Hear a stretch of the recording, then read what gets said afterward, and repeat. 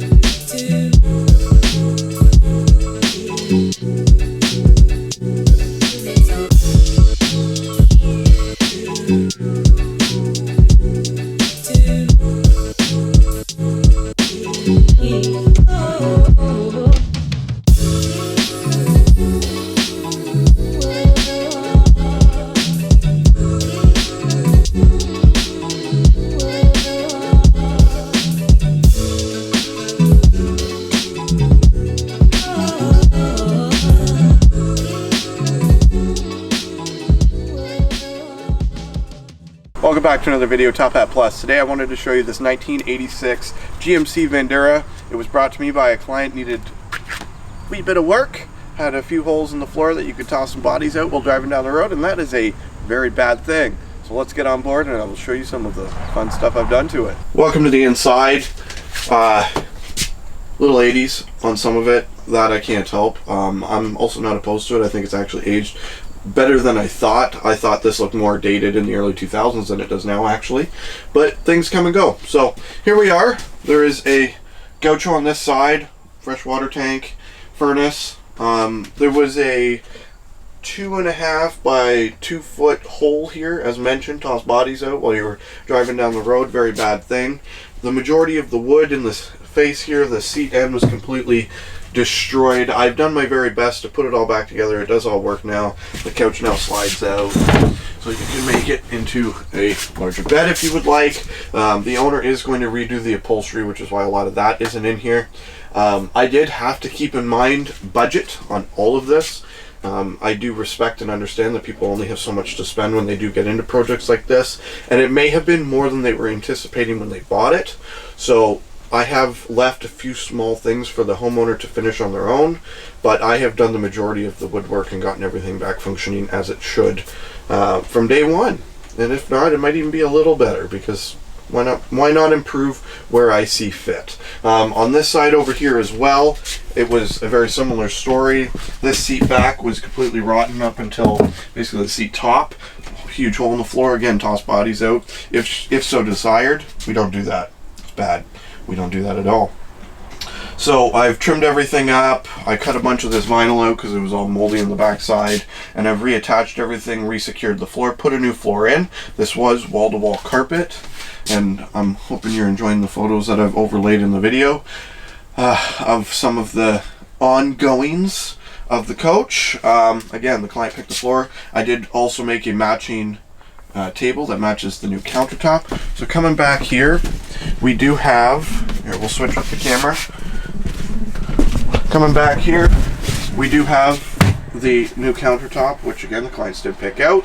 I was very particular in how I cut out the sinks so that I could make them a low-key, easy, won't wear out style sink cover. I just think it looks nice. It kind of trims it all off. There was no paneling on the back, on the side wall. This back corner was completely gone. There was a stove here. I did recommend them to leave it out because it was in such poor repair that it is actually a cheaper, more effective option to take your outdoor grill inside, throw a green tank on it.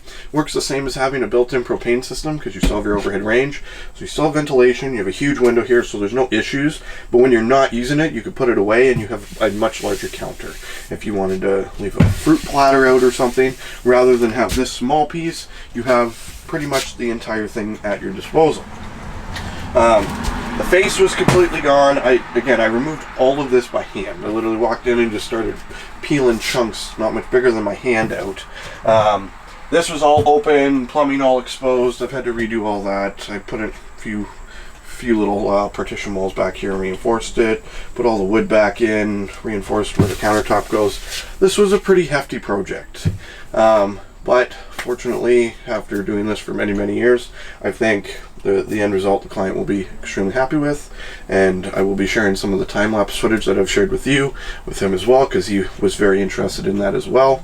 Yeah, I don't know, I'm pretty happy. I think this might be a new thing for me for a while. I would love to have one of these of my own, so I think I might start wheeling and dealing a little bit and doing some fixing ups and helping the RV industry out a little bit. So I do want to give a massive shout out to my older brother, Nate. He's possibly the best RV designer that's ever existed in our industry. He's literally pioneered and changed everything and taught me immensely, and this was very much me going step by step with his direction just in the back of my mind. So awesome. My dad also. Guy's just the hardest worker ever. Definitely taught me a few things, and I hope to keep learning a few things. So that's it for now. Drive safe, take care, and behave as always.